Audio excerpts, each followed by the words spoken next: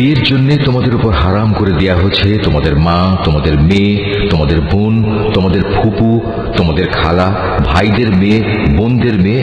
আরো হারাম করা হয়েছে সেসব মা যারা তোমাদের বুকের দুধ খাইয়েছে, তোমাদের দুধ খাওয়া সাথী বোন, তোমাদের স্ত্রীদের মা, তোমাদের স্ত্রীদের মাঝে যাদের সাথে তোমরা সহবাস করেছ, তাদের আগের স্বামীর ঔরসজাত মেয়েরা যারা তোমাদের অভিভাবকত্বে রয়েছে।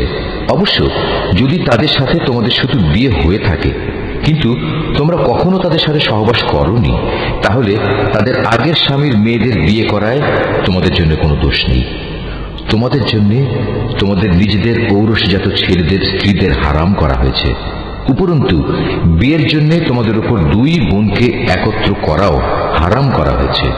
তবে যা কিছু এর আগে সংঘটিত হয়ে গেছে তা তো হয়েই গেছে।